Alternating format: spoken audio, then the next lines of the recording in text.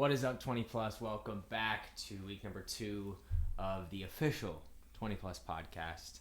My name is Logan. I am the pastor here with 20 Plus, here with my good friend Brett Norling, and we're excited to be back. We got some good feedback on week 1 of the podcast. We talked about faith. If you have not seen it or listened to it, make sure to tune in on your favorite podcasting place, whether that be YouTube or Spotify or Apple Podcasts. What is your go-to podcast? I'm a podcast guy. But what's your go-to destination? Spotify, Apple? On the podcast, on Apple. Oh, Apple on my Podcasts. iPhone, it's like the purple little. Yeah. Great. I'm not super tech savvy. So. Great. We get more listeners on Spotify, but I don't have Spotify. You're an Apple Music person? Yeah, that's just easier, and that's what Mac likes. It's all about the wife. Yeah, exactly. But today, I'm excited because today we get to talk about a topic that I know is really important to you, but I think it's important to all of us, and that's habits. Habits. If you say it 3 times, you develop a habit. Wow. But I'm excited. And really what this spurred from is I was recently in a leadership meeting with somebody, and he was teaching some of our staff. And he said, it's not like that profound of a statement, but it just jumped out at me. And I was talking to Mac about it, and he said, if you don't have habits, you'll quickly become out of control. And I don't know why that stuck out to me, because there's some quotes where it's like, wow, that quote was so good. Like, that quote isn't necessarily like profound. It's not like, oh my God, I've never heard that before. No, it's, if you don't have habits, you'll quickly be out of control. But the way he said it and the weight that it carried, talking about the good habits that he has, was, I don't know, it just stuck out to me, and it hit me hard. And so as I began thinking, okay, what are the good habits that I need to have in my life? Because I think a lot of times when we think about habits, we talk about bad habits, but what are the good habits that I need to have? And then I started thinking about all the habits, and most of the habits were bad habits. And I'm like, crap, I need to have better habits. And that's what sparked this. And so as we were talking, what should we talk about? We got to talk about habits. Yeah. And I'm excited. Yeah, I think even when you jump off that quote, if you flip it kind of the other way around, if you feel out of control, it might be because you don't have any habits. Yeah, and or you have bad habits. Yeah, so it's almost, not only is it sort of it's a diagnostic tool, it's kind of also, it is a diagnostic tool where, hey, I feel out of control. Let's start looking at my habits. I feel like I don't have any wherewithal to my direction in my life, my sense of purpose, or I don't have any clarity on what my next step is. Maybe your habits are a little out of whack, and there's no shame in that. I think we've all been in a place in a season where, man, we've been hitting that snooze button 15 times every morning, and or we haven't made our bed in 2 years. What bad habits do you have? Well, recently I actually curbed biting my nails. Man, I still bite my nails. Really? It's terrible. I think a grown man, and I bite my nails. I think I went, honestly, I'm 22. I think I went, honestly, 15 straight years without using a fingernail clipper. I always clip my toenails. So I can't reach them and bite them. I'm just kidding. You should never bite your toenails. That's gross. But what is happening? Probably 6 months ago. Wow. I decided. How'd you beat it? I want to know. Do you tape your fingers? Honestly, how did I beat it? Yeah. Well, I'm trying. Jen kind of picks her lips. This is your girlfriend. This is my girlfriend. Yeah. She kind of picks her lips. So I said, look, if you stop doing that, I'll stop biting my nails. Wow. Accountability. Maybe it was just I wanted to beat her to quitting because I'm so competitive. Man, we need to talk about relationships apparently. Yeah, I guess. But yeah, so that's how I curbed it. And this is actually how I stopped. Okay. I put fingernail clippers in my backpack. Okay. And I bring my backpack everywhere. So if I'd be about to bite my nails, I'd say, wait, I have the tools that I need. About to bite your nails. How about that? But I found for me, it wasn't, I wasn't sitting down at night having planned, okay, at 8:30 I'm going to bite my nails. No, I didn't do that. I would bite my nails driving. I'd be driving around in traffic, and I'd be one hand. I guess I do that sometimes. And I realized it was almost like pulling your phone out of your pocket when you're alone in a restaurant. It's just kind of a time filler. So when it comes to habits, self-awareness is so big, and I don't know if you want to get into that yet, but for me, how did I break it? I think I just brought self-awareness to it and said, look, I made a commitment to somebody I care about that I'm going to stop doing this. And then I put a fingernail clippers with me. Yeah. boom. You took action. It's money. Man, yeah, I was listening to a book on habits, and there's a lot of great books on habits, and talk about a couple of them today. But the author was talking about how basically you don't have to. Once a habit becomes so ingrained in you, you don't have to think about it anymore. So, like for me, sometimes whether it be biting my nails or other habits that I have, it's like you don't have to even think about it, and you just do it. It's like breathing. Breathing is a habit. When you're a baby and you're born, you have to learn how to breathe. That's why when they start crying, it's a good thing, because that means they're at least breathing in air. And sometimes for us, our habits are so bad or so ingrained in us, or positive even, but just you don't even think about the habits. It's like if ever you've been driving, and this happens to me all the time, but all of a sudden I realize, like, where am I going? Like, I'm on autopilot to work, or I'm on autopilot home, and I'm not going that way, but because maybe the route was leading me on the same freeway, or the route was leading me to the same starting point, then habits took over. Or 20 minutes into the ride, you're like, how did I even get where I am? Right. Like, I don't remember the last 20 minutes, and that's scary. But habits are powerful, and they come into play, in our life every single day, every single moment. We are living out our habits. And so I think it's an important thing to do as young people, to figure out, okay, what are the habits that I struggle with? But also, what are the habits that I need to be doing? What are the good habits I need to be adding to my life? What are the bad habits I need to be taking away from my life? And I feel like at this point, before you can put good habits in place, I feel like you talked about, you first have to assess kind of where you're at and say, all right, what is my situation? What habits do I have? What are the good ones? What are the bad ones? Because I think a lot of times we see a habit of somebody else. We say, oh my gosh, they get up so early. I want to do that. Well, if you work a night shift, it's like I get done at 3 and I got to get up at 5. Well, that doesn't make a lot of sense for you. So you have to tailor it to who you are and to your situation and circumstance. But I think that's an important part, to first start by saying, where am I? What do I have? What are my habits? And then you can start to figure out what are the ones you need to keep, what are the ones you need to grow, what are the ones you need to get rid of, and then others that you need to add. Yeah. So. Yeah, I think ultimately when it comes to kind of what you talked about, an autopilot, I think the research would say we do anywhere from 40 to 50% of our life habitually, right? Same. Like it's you, like you said, you drive to work, and it's you just kind of, your conscious mind sort of turns off, and you just ride it out. And I think that's our brain's attempt to say, I want to be as effective as possible, so I'm going to use kind of as little of my mind as possible to do this mundane task. Yeah. But I think that's a contagious way to live, where now you've put your drive to work on autopilot mode. Well, then you get to work and you put your conversation with your coworker on autopilot mode, and it really isn't genuine. It's not authentic, and I think that's the danger that you bring up this autopilot idea, and I fall into that a lot, where I'm efficiency driven, and so I go into that. All right, let's put sort of this pillar of my life on autopilot, so that these other areas I can really hone in on. Well, as a Christ follower, what is the most important? It's not really being efficient at work. It's being at work to bring the message of Jesus and to love on people well. And so I've found for myself, that's one of my bad habits, is I'll get out of bed and I'll be in a quick shower, grab my lunch, and just get out the door. And all of a sudden I get to work and I realize I've been in such a hurried sort of state that it's just my habit, and I carry it through my 8 hours of work, and then I'm like, crap, I didn't have a meaningful conversation with anybody today. Yeah. I'm not here to work. I'm not really serving my boss. I'm serving the King of Kings.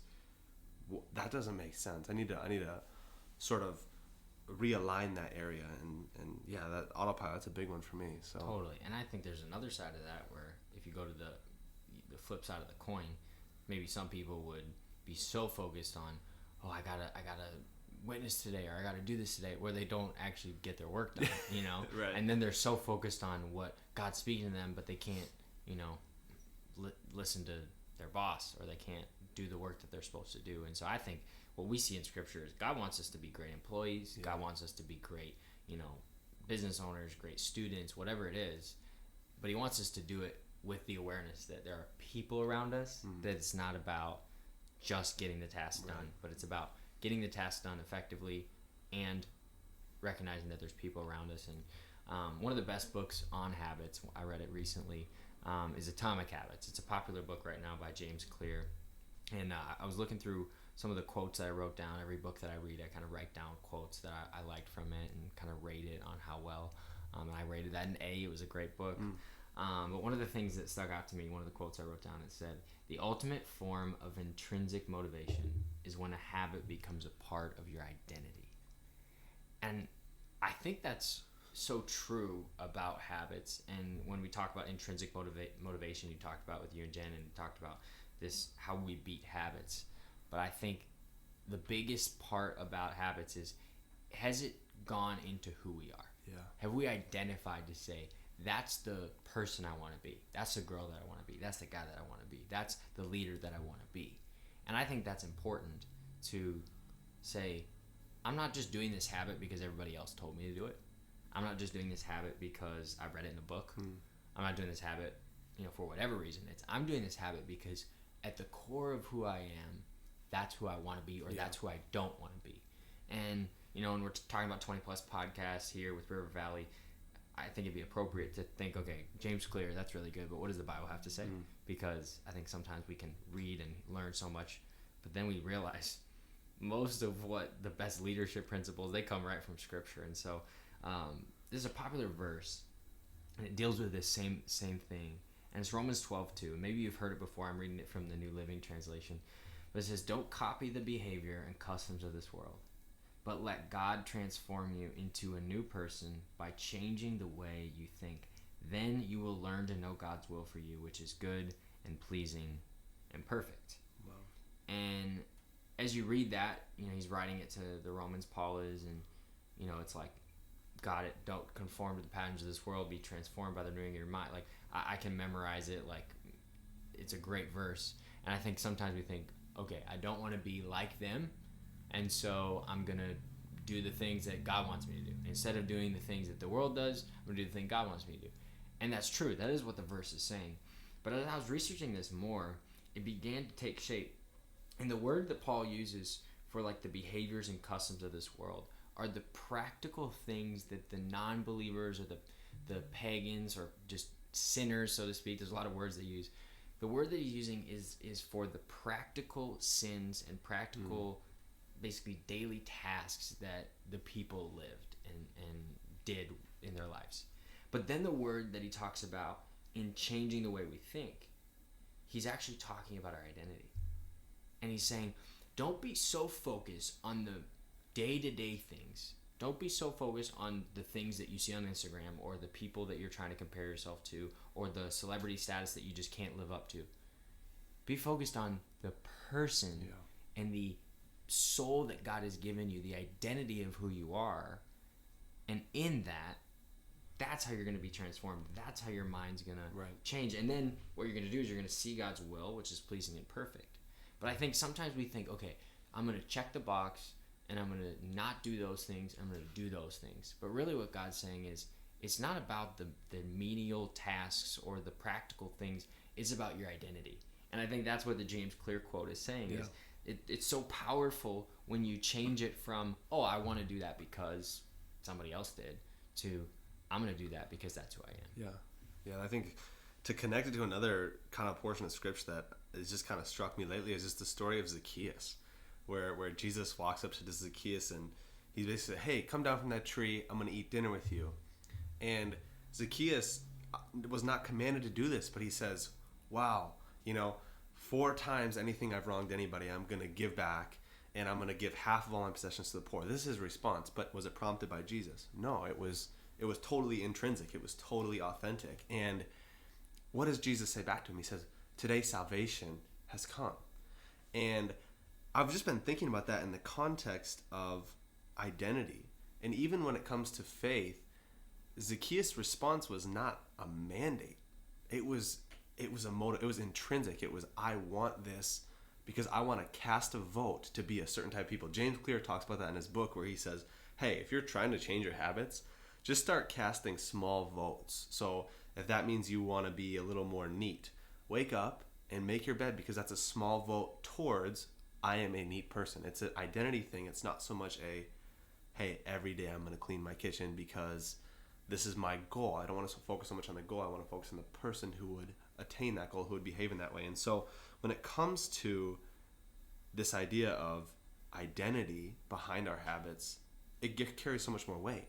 Totally. It carries so much more weight. And not because, I don't know if that's a rebellious streak in me. I think a lot of us kind of think that way, where almost like we want to, it has to be our own authentic idea to make it really meaningful. And again, I think Zacchaeus was a tax collector, right? So he was kind of, in our current modern day talk, he was sort of ripping people off, where he would pull their taxes and he would take some stuff he probably shouldn't have taken. And so he said in that moment, look, I want to be a generous person, so I'm going to do one thing that's going to take a step towards generosity. Not because Jesus told me to, but because I think that's who I want to become. And taking that step, casting that vote. I love that terminology of, look, you don't have to do everything that a generous person would do yet, but let's say you do one thing. You start to tithe, let's say, or you just commit to having a $5 bill in your car. And if you see anybody at a stoplight who's asking for money, you just give it. You say, hey, this is a small step. It's $5 to me. Maybe $5 to you is a lot. But whatever that is, I don't think we need to go and... I mean, Zacchaeus does end up giving half of his possessions away. I'm not prescribing that for everyone. But whatever it is, I love that. Taking it upon yourself and not just regurgitating. Totally. That's just like... We ought to be authentic in our habits, because otherwise... They're not going to stick, right? Totally. So. And it's the old saying of actions speak louder than words. But I think with our habits it's like who we are is going to come out in the way that we live our life. And when I think you said this to me, maybe it was your football coach. A lot of people have said it, but it's like how you do anything is how you do everything. Yeah. How you do anything is how you do everything. So if you're going to say, oh, well, that's who I am as a person, well, then our actions should show that. And I think, the whole core of what this first part of our conversation is let's first identify who we are and who the type of person is. And we're made in the image of God. God wants us to be transformed. God wants us to be, lights in this world. We could talk about that for so long, but understanding that then helps us to lead us to more of that practical step of, okay, now that I know who I am, now that I know I want to be this type of person, that's different for everybody. For somebody, they may want to be more of a leader from a employee side of things, or maybe they say, hey, I just want to be a really good employee. Someone else says, I want to start a business. Someone else says, I want to be a teacher. There's all different things, and there's different habits that come with that. Right. But I think more of our habits actually come from the identity of who God's called us to be. And so I think that's just something to look at. Any habit we're looking at either adding or breaking, we should look at it from that lens. Yeah. Who is God calling me to be? What is the person that he's created me to be, and the calling that he has in my life? How does that affect me? And so I think it'd be cool for us to talk about maybe some habits that we need to change as young people. Maybe there's some that we struggle with more than others. Knowing our identity, but then saying, okay, now we got to talk practical. Now we got to say, what are some habits that we need to change, and why do we need to change them? And I think the first one is, and you talked about earlier, but it's hitting the snooze button. And I'm guilty as anyone. I hit the snooze button, and you get up way earlier than me, so I'd love to hear your thoughts. But I'm like a night owl kind of person. Will stay up late. I don't like to necessarily stay up late, but all of a sudden I just look up and it's midnight, and then it's like, if I want to get up at 6, then it's like, man, that's gonna be hard. And then 6 turns to 6:30, turns to 7, turns to 7:30, and then you leave the second that you have to leave or something. Yeah. And I think that's something we're all victim of. But I think a big part of that is, the reason we don't want to hit the snooze button is because I think if you intended to get up at the time that your snooze button ended at, you would have just set your alarm for that time. I set my alarm at 7, but I don't need to get up till 8.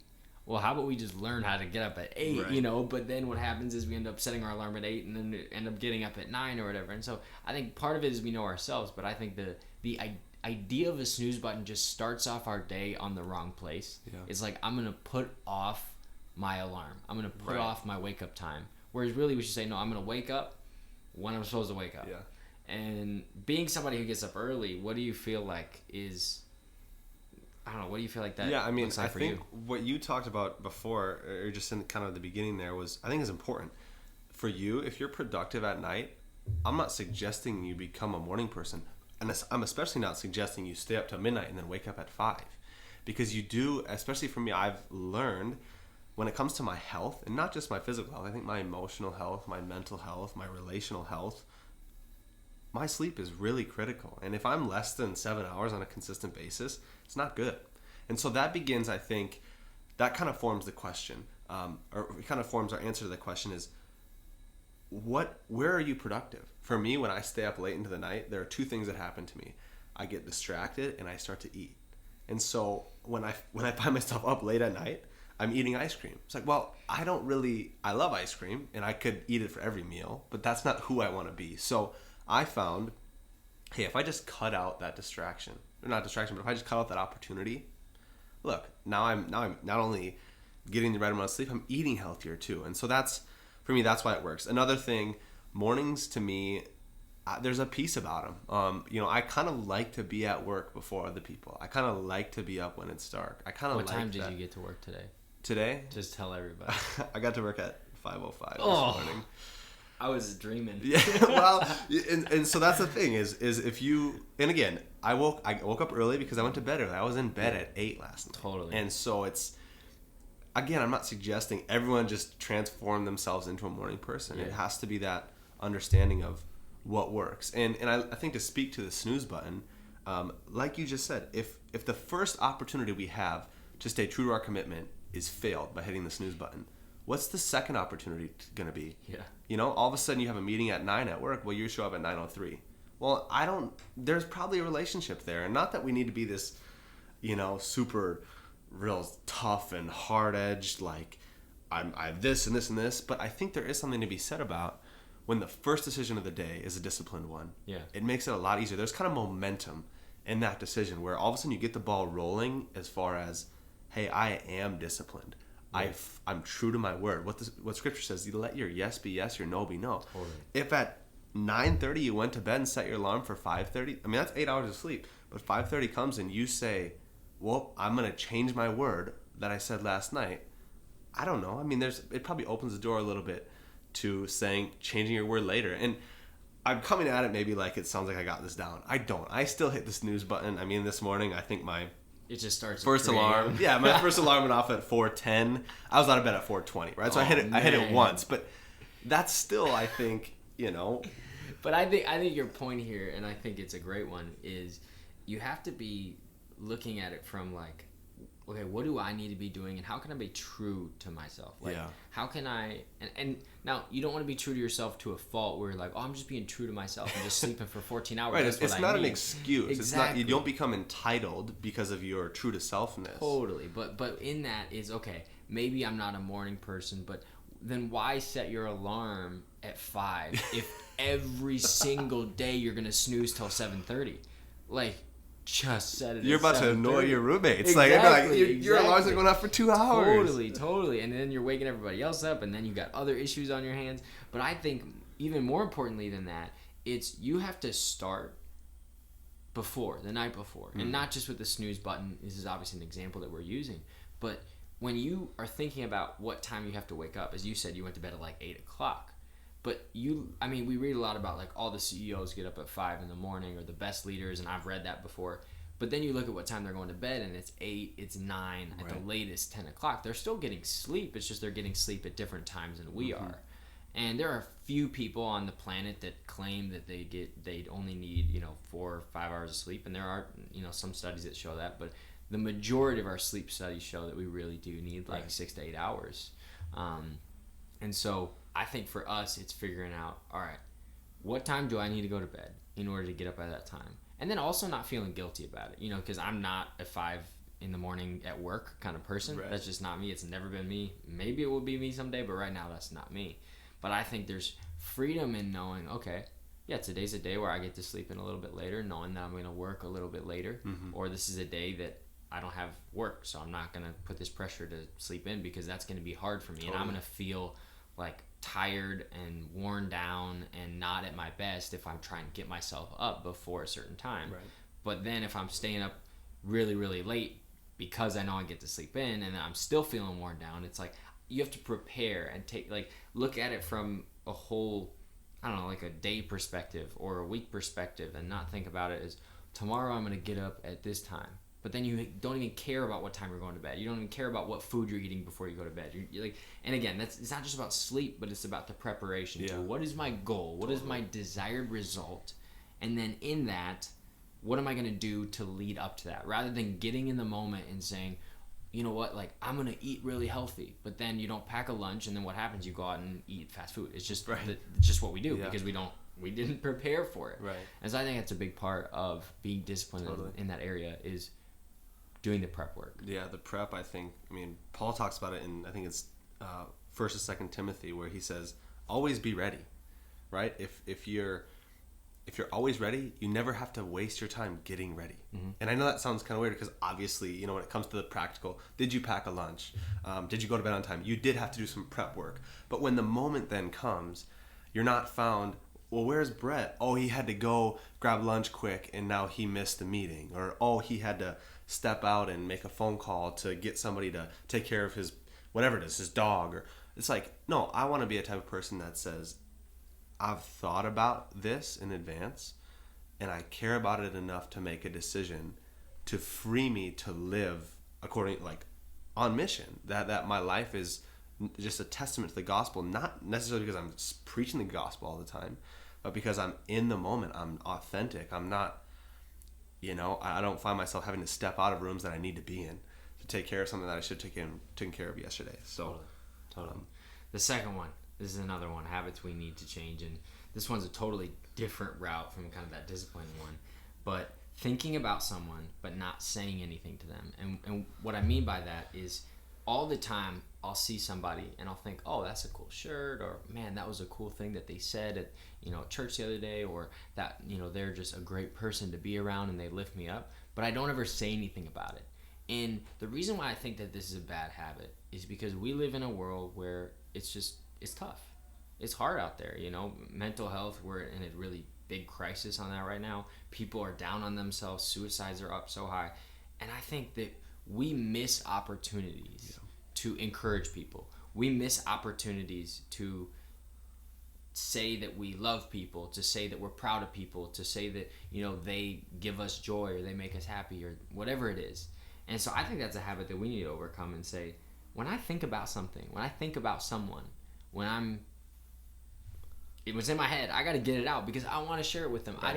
I don't want to regret not saying something because, you know, it's like, oh, well, they maybe left and they moved away. And I wish I was able to tell them. Right. Or maybe they pass away and you have that regret that, man, I didn't tell my grandma this, or I didn't spend enough time. And it's when I'm thinking about something, I want to get it out there. Yeah, totally. I mean, I love this thought that you don't need anyone's permission, and you especially don't need God's permission to do something good, to do something nice. You know, I think sometimes I'm going to seek the will of the Lord. Is it nice? Is it a good thing to do to somebody? You should do it. And just along that line, it's even just this past weekend, you know, my brother and his wife dedicated their baby, and my mom had ended up inviting her parents to come to River Valley, and which is just a totally different church experience. They grew up Catholic, and so River Valley is a little bit of it's just a change of pace. And I remember during worship, I felt God was like, you need to go tell your mom that you're proud of her, that she took a step of faith, and not faith, but maybe faith, boldness, and obedience. And so I went up and gave her a hug and said, Mom, I'm proud of you. And she looked at me, and she just kind of started welling up with tears. And it's, how hard was that for me? Look, encouragement, it's free to give, but it's priceless to receive. So why do we withhold it? It doesn't cost me anything to tell you that you look nice, but it might mean the world to you. I don't know where my love's going to go. I love that phrase where, you know, again, back to the Zacchaeus story. Jesus looks up to the tree and says, hey man, I'm going to come to dinner, and look at all these people now. Half of his possessions go to the poor. He gives back any debt he's owed 4 times.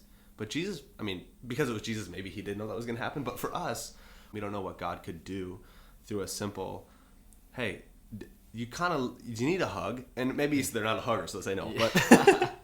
But I love that. Just let's be abundant in encouragement. Totally. Let's not be so conservative and restrictive with, well, I need to make sure I say it right. Yeah. Nobody's offended if you say something nice, but it was a little wrong. Yeah. You know, I like those Jordans. Oh, they're just Nike stuff. Yeah. Oh, okay. Like, okay, forget it. Totally. So- That shirt is great. It's a blouse. It's a blouse brand. What is a blouse? I mean, I don't know. Honestly, I don't know. Yeah. It's like a lighter weight shirt, I think. Like, we need some women in this conversation to inform Angel's us. behind the camera. Maybe she knows what a blouse is. Anyways, number 3. Number 3. This is one that I'm passionate about. Saying we're bad at remembering names. Oh. We all say it. It's a horrible excuse. Oh, all the time. Everyone says it. Even if you're good at names, say, "Oh, sorry, I don't remember your name. I'm so bad at names." What do you think when somebody says that to you? It's a, like I said, it's just a bad excuse. I mean, I tend to be, I do everything I can to not get offended because I've used that. I've said that to people where, hey Totally. man, I'm struggling with names, or I met a lot of people this week, or like that's even worse maybe. But you have a trick to remember names, don't you? There's a lot of tricks to remember names. And I think the first one is not saying I'm bad at remembering names. Because what you're doing is you're immediately setting yourself up to not remember. And I read a book on this. It's called Unlimited Memory by Kevin Horsley. I think that's his name. But he's like he's like a chess grandmaster, but he also like memorized the most digits of pi. Like unbelievable amounts of digits. Like it's crazy. And it's a short little book. That's a really worthwhile thing to do with your time. Could you imagine how much time he spent like memorizing? Do you know how many it was? Like, I don't know. I want to say it was like 1,000 or something. Oh. But it maybe even more. It was crazy with how many things he remembered. But he's like a memory champion. Maybe that was it. He was the Grandmaster memory champion. I don't know where these things are, if they're on ESPN 4 or something. But like we watched the spelling bee the other day, or whenever it was. I'd say the other day, probably several months ago. But like the spelling bee went to like overtime like 7 times. It was unreal. And then they had like 7 winners because they just couldn't not spell words wrong. So anyways, if like 10-year-olds can do it, you can do it. But basically he talks about all these different memory tips, and our brain has the capacity to remember nearly an infinite amount of information. Our brain is stronger than any supercomputer. It's crazy. But the way that our brain works is it prioritizes information, and so it actually stores it, and it's almost like a filing cabinet is the way he describes it. But the more we use something, the higher on the priority list it goes. So our name, everyone's name is like the highest priority list. So if you hear it, your brain's immediately going to jump into action and think that they're talking to you. So that's why you can hear your name from across the room, and you look around and you say, who said that to me? And so with names, when we're remembering other people's names, first of all, we got to trust that our brain can remember this. Yeah. But as maybe we learned in high school, in different classes, or in college, psychology or whatever, I don't know what classes you learn this in, but our short-term memory can only hold like 7 things. It's pretty small. Yeah. Our short-term memory is pretty weak, but our long-term memory is very strong, and our subconscious memory is like infinite. It's crazy.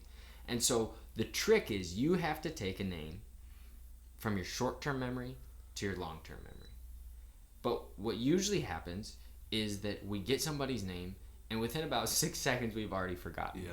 And so I think the first step of remembering people's names, and we'll get to why it's important in a minute, but the first step is actually listening and making sure you got it the first time. Yeah. Because so many times you meet somebody, you're like, hey, how's it going? What's your name? Oh, Brett. Oh, great to meet you. And then what do you do? And you just jump right forward, and then you're like, crap, what is their name again? Yeah. I'm literally just asked for their name, and I don't remember their name. Like, how bad is this? And so what I always try and do, and what I've learned, is to use their name as much as possible in that first conversation and say, hey, what's your name? Brett. Oh, Brett. Immediately say it back. Brett, it's great to meet you. Brett, what do you do? And you kind of sound weird by saying their name multiple times, but what you're doing is you're using it a lot to try and remember. Yeah. And then another tactic that he says, which has been really helpful, is he says, when you hear that name, think of somebody that you know, either a family member, a good friend, or even a celebrity that has that same name that you can tie it to. Yeah. So all of a sudden, you hear the name, like, I don't know what name, but like Adam, and you're like, oh, Adam, got it. I have a friend named Adam, my cousin named Adam, and I think about this. And what happens is your brain starts attaching that to a memory. I think he calls it like memory pegging or memory blocking. I don't know exactly what it is. He's the memory champ. I'm not. But The point is, you take a short-term memory and you attach it to a long-term memory. Yeah. And so you're starting to attach these blocks together, and then next time you see them, you're going to go, oh, cousin Adam. Oh, Adam, that's right. Good to see you. And you start to think about this, and then you start to get better at it, and you start to learn. But then you have this confidence that you're going to remember. And so you do that. At church, for us, we write down names. When we meet people, Mac and I will write down names of people we meet and kind of who they were, what they did for work, just so that we remembered them, what they were wearing. Yeah. And when you do kind of all those things, which all those things are intentionality, then you start to remember. And now the reason why this is important is because a name is really, as we talked about, the most powerful thing that anyone hears in any language. No matter what language it's in, if they hear their name, it immediately triggers positive emotions and immediately triggers a response. And some people might not like their name, but it's what is used so often. Yeah. And so that's why I think it's important. If we can't remember people's names, then how do we expect to make an impact on their life? How do we expect them to come to one of our groups if we can't remember their name? How do we expect them to feel loved if we can't remember their name? And I think that that's where, you look at Jesus and you talk about Zacchaeus again, but he's like, Zacchaeus, come down from the tree. What's your name? And he immediately gets to know who he is. And I think that we often miss that. Totally. And that when we say, oh, I'm bad at remembering names, what we're saying is, sorry, I didn't take the time to be intentional and value you. Oh, yeah. Yeah, it's all about value. It's all about intentionality. I love what you said about writing stuff down at church. I mean, a while ago, I was working as a medical scribe, and what I would do, just the nature of the work is there's 6 scribes on any given day working for the different doctors in the emergency department. And so I would work with somebody one day, and I wouldn't see him for another month. And one of my fellow scribes. And so I started doing that. I would just jot down a paragraph, like in my phone in my notes, about the last conversation we had. And as nerdy as that sounds, it's really meaningful when, absolutely, I get to talk to one of my friends. Hey, I remember last time you said you were applying for the Peace Corps. How's that going? I mean, the look on their face is like, man, no one's ever cared about me like that before. Now, hopefully someone has, but it's that level of the name, again, it gets the ball rolling on caring about someone's story. It's just like the snooze button, right? The snooze button gets the ball rolling on discipline. The name, it gets the ball rolling on, hey, I care about more than just getting something from you. I actually care about giving something to you, the best thing ever, and that's love. And I'm here to know you and to hear you and to value to validate you, to value you. And so I need to stop saying that. I'm bad at remembering names. Yeah, and I think what you just said there, I think if we do forget, because we're going to forget at times, and I think we can be better about being intentional and not say I'm so bad with names. But if we do forget, I think one is, let's be honest about it. Instead of what I often do or have done, and I try to overcome it, but when you meet somebody, you get their name, and then you forget the second time, you do this thing, especially in like the church world, but maybe even just like in a workplace if they're not in your department, you just kind of avoid them.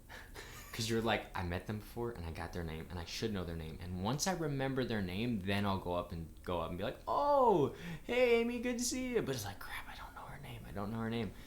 But we avoid them, and we don't want to remember anything, and so we just avoid it. But I think it's important, if we forget, we have to swallow our pride a little bit and go up, hey, I remember we met. And then if you can remember details about them, like the Peace Corps thing, or hey, I remember you were telling me about your son, or I remember you were telling me about your friend that was going through that hard time, or I remember you told me you went to the game this weekend. How was it? That opens it up. Hey, I'm so sorry. I forgot your name. I remember we talked about the game, and you're a big fan, and you were super excited. Could you tell me about it? And could you just remind me your name one more time? Yeah. Maybe it hurts a little bit, but at least you remembered details about them. But if you go up, what was your name again? Did we meet before? I've done that before. I'm like, hey, have we met? And they're like, yeah, we've met several times. I'm like, ugh, you might as well just, like, man, I'm so sorry. Right. We met several times. I remember there was one week in church, I was walking up to this lady and her son, and Mac, my wife, she said, don't go up to them. I was like, what? I got to introduce myself to this new family. She goes, you met them the last 2 weeks. And I was like, what? I didn't remember. So she saved me from introducing myself for a third time. So grateful for her. There you go. But we gotta remember, and we gotta stop saying we're bad at remembering names. Totally. So number 4, we got scrolling. Now, this is something I'm pretty passionate about myself. I spent so many hours of my high school years and early into college, I would be on Instagram I mean, I actually tweeted one time that if it weren't for Twitter and Instagram, I would have an extra 10 hours of sleep per week. Wow. I tweeted that in high school. I thought it was really clever. Little did I know that I would end up... All of our tweets in high school we thought were so clever. And they're terrible. Yeah. But Twitter, that was like Twitter's peak, you know? We were kind of on that wave. And now, I went back and deleted a bunch of tweets that were just stupid. I feel like we maybe all did. They're like an old girlfriend. You delete the photo as an old tweet, you know? Yeah, but now you can archive. So, like, it's funny, you see people who archive all their photos on Instagram when they break up, and then they, like, get back together, and they, like, bring them back up. Like, I saved these. Like, what did you say again? What were we talking about? Anyway, so little did I know that, going into college, I would sort of feel this conviction to actually get rid of a lot of my social media because I felt like it was a way for me to, it was sort of just a mental dump that wasn't healthy for me. It wasn't really a good way to, as we talked about last week, to kind of rest. I would find myself in the temptation of the internet, but also just sort of the negativity of it. And one of the things that we talk about a lot is just this natural response where you're alone at a restaurant or you're waiting on a friend at a coffee shop, and what do? You pull out your phone and you just start scrolling. And the reality is we can miss so many moments. And even I find myself sometimes in conversation with people where I'll feel my phone buzz and I'll almost just like tune out the next 3 minutes of what they're saying because I'm thinking, I wonder who texted me, or I wonder what that's about. And so, we're calling it scrolling, but I think it's more broadly this deep connection to sort of this unproductive space where we just kind of veg out on our phone. Totally. And the Bible's really clear about laziness. I mean, a little sleep, a little slumber, a little folding of the hands to rest. Like this is serious stuff. I mean, like it talks about a lazy man who he puts his hand into a bowl to get some food, let's say popcorn, but he's so lazy he can't even bring it back to his mouth. And it's convicting to really think about drive and how this wonderful device, our phones, technology, is really connected our world. And I mean, you and I, neither of us will harp on that. I think we use technology very well, but we can use it really well. We can use it really poorly. So take me into your world on your phone, on social media, how you use that. Yeah, I think it's I want to say daily battle, but for me, I feel like it's like a weekly or a monthly thing. Like I feel like I get in rhythms with social media where sometimes I'm off of it. We started off the year with 21 days of prayer and fasting, and I actually started a little bit early in December with social media, and I just said, hey, I'm not going to go on social media just unless I have to post something for, work, being in ministry. It's, you got to post about events and things that are coming up.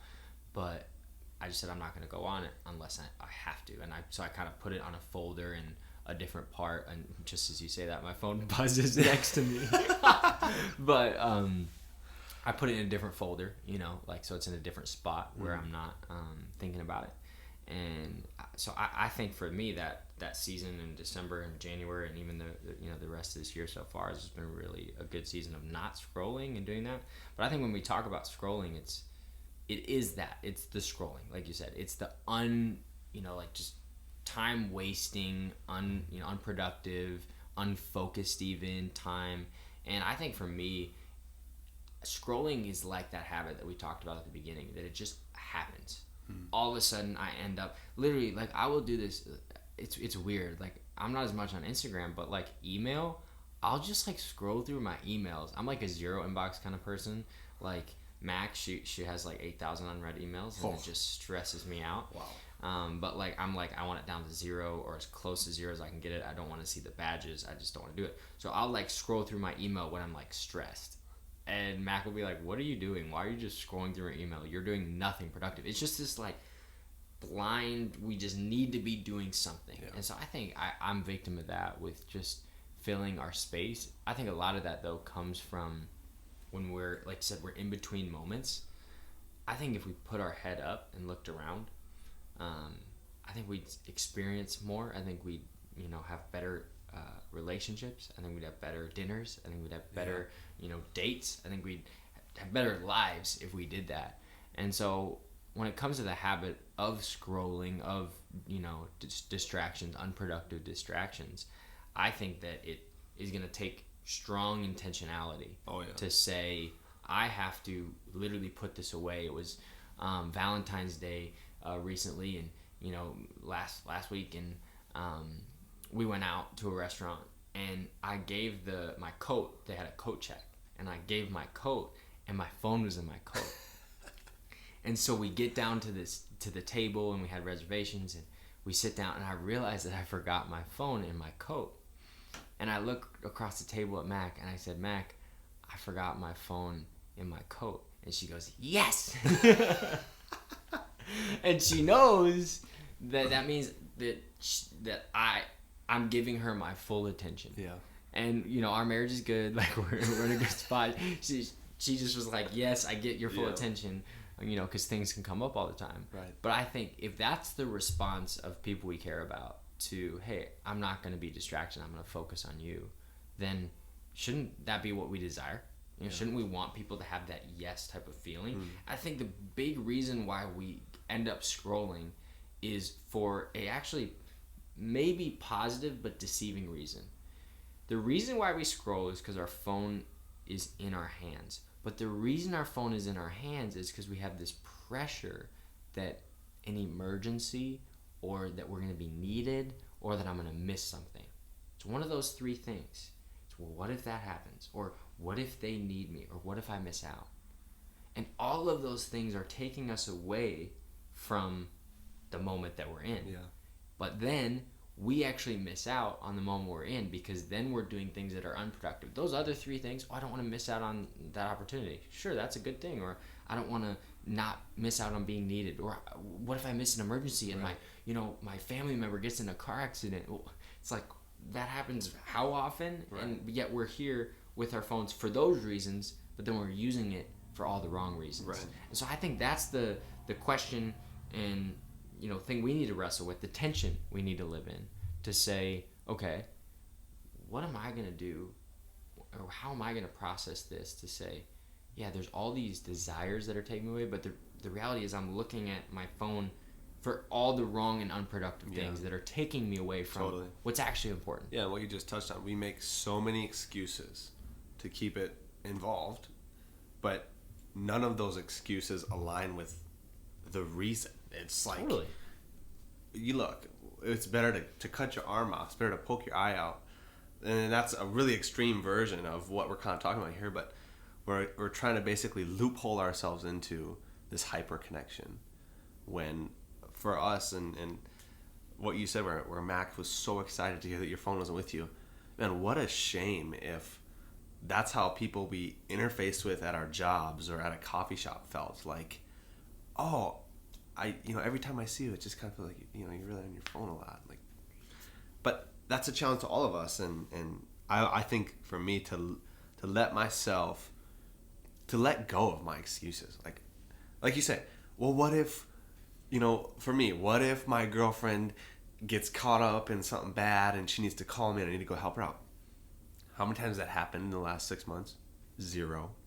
And if my faith needs to be built, like the protection of the Lord is way better than mine. So here I am with my friend at coffee who needs a listening ear. Totally. And my phone's on the table face up. Research would show that just the presence of a phone takes away the connection that you make. And the feeling of value that someone gets when you're with them. So keep your phone in your pocket. Maybe put it in your backpack. But that's even hard for me, where I'll be out doing something and, has anyone seen my phone? Yeah. Why? Well, I wonder if anyone texted me. It's all good, man. Totally. And I think we don't want to be like, Pharisees about this idea, because we know that, like you said, if there is an emergency or if there is something, we want that to be, something you go to. And if, you need to step out of a meeting for something important, or you need to step out of, an event because you got to go somewhere and take care of somebody, we want you to do that. We want you to take care of those things. But I think it's the pressure of, I have to have this here. I have to have this be my crutch. It's almost this addiction. I think it is an addiction for many of us to say, this is my important thing. And I think that goes back to the identity issue.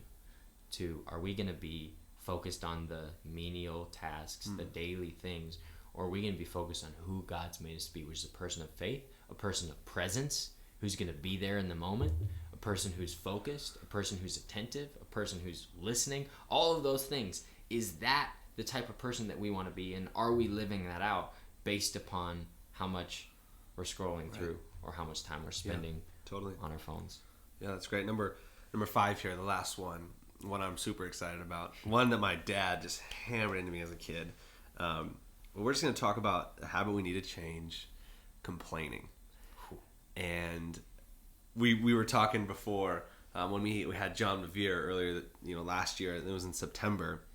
One of the things he said that just caught me was, God can hear the complaining in your heart.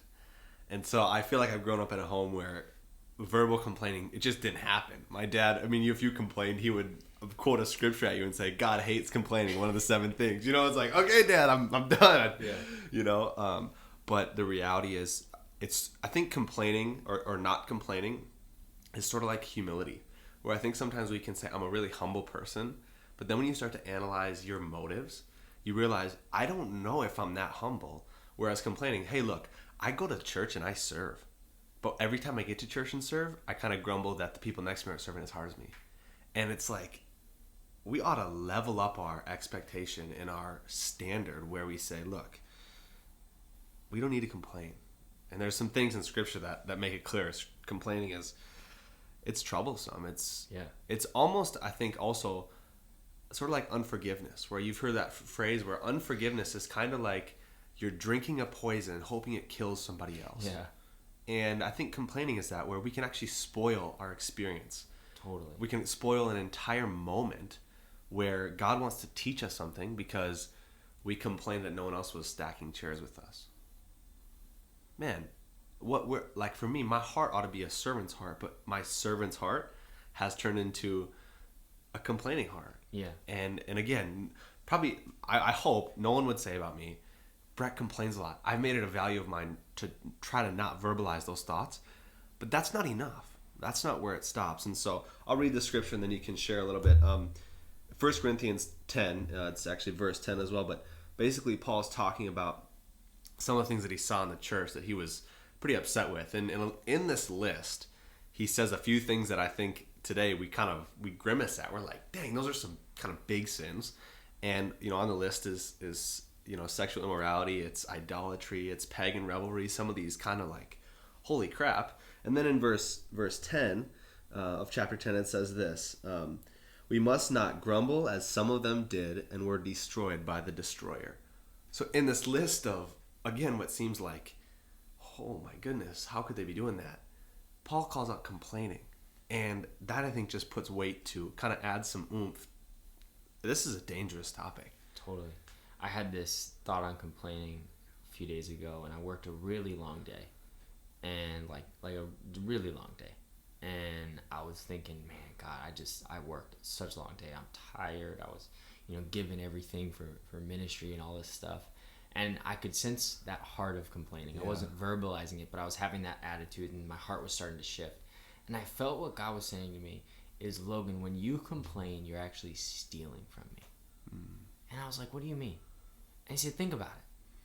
The verse when I talk about, he who serves the poor, he who serves the least of these, you did it for me.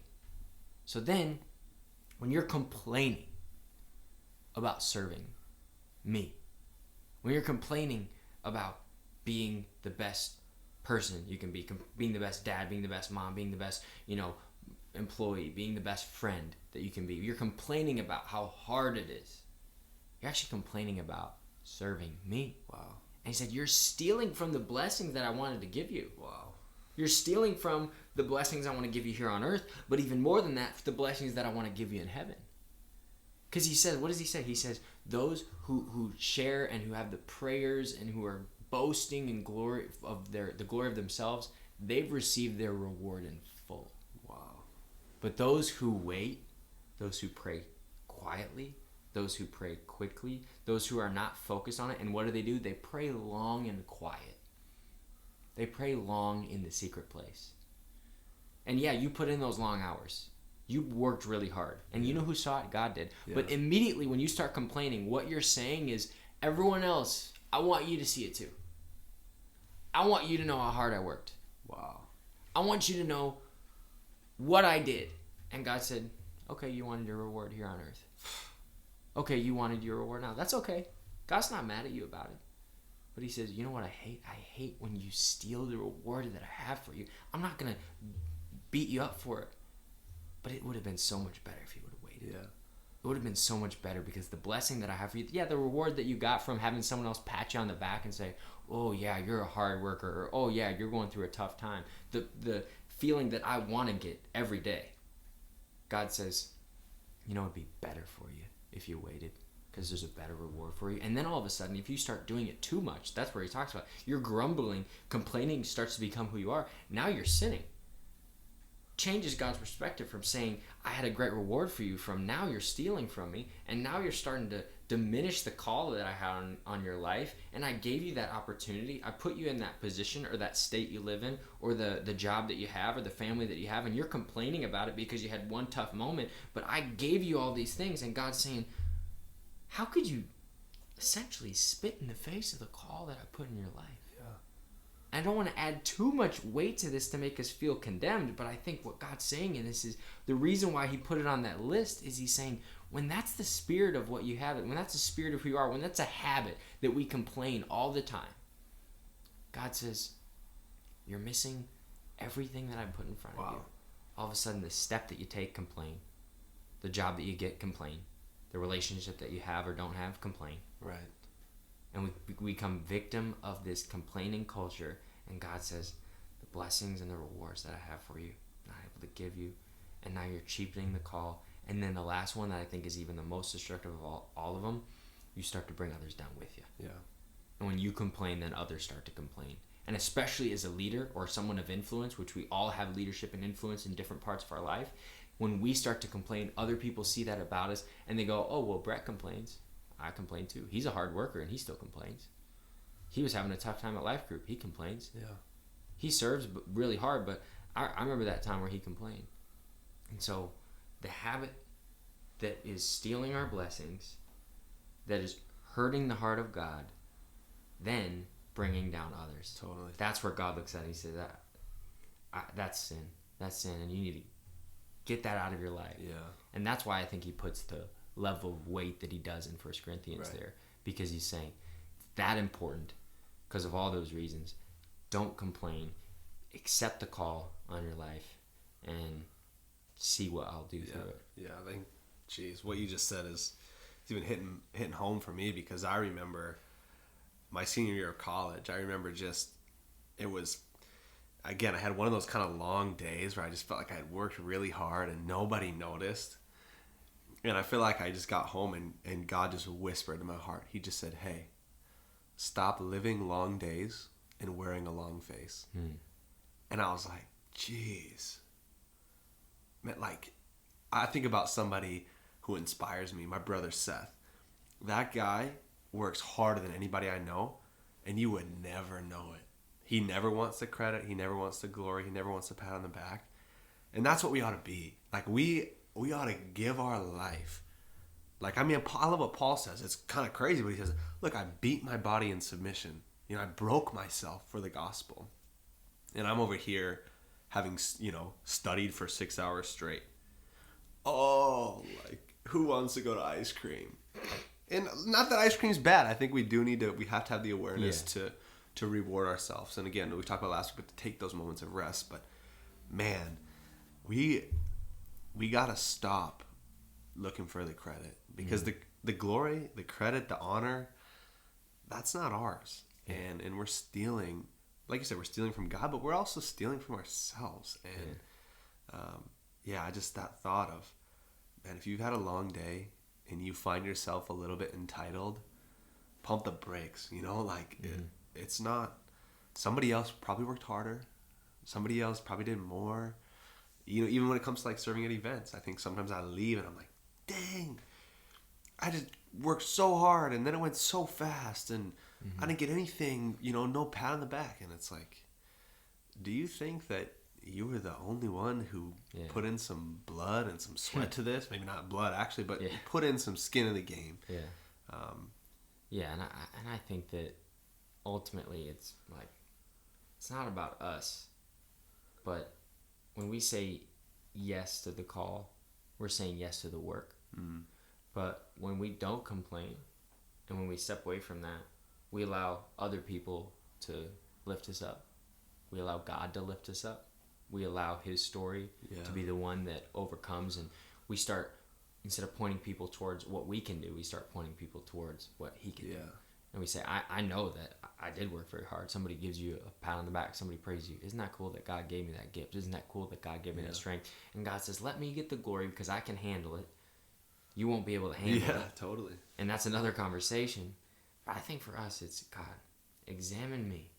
Help me to be that way, and help me to have the identity and be the type of person that you've called me to be. Be the type of person that gives you the credit, that gives you the glory, that doesn't complain, that doesn't, forget who people are, that doesn't not value them, that doesn't hit the snooze, that doesn't do all these things that we're talking about. God, I want to be the type of person that is honoring you in every aspect of my life.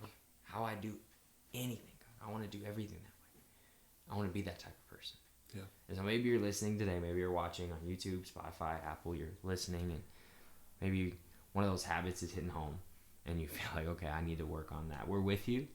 We want to be with you on that journey. We want to be with you because, after all, none of us are perfect. God has given all of us different giftings. God has given all of us, different habits that we're good at or bad at, and we want to surround you in that. And so just know that whether you're in a group or you're part of this ministry, or maybe you're just watching online, you just found it, we want to be a part of your life. We want to be praying for you, believing for you, that you can have that identity, that God is calling you to be the type of person that is just one that has great habits, one that is stepping up and being the type of person that God's calling you to be. So we love you. We're glad that you listened in to episode 2.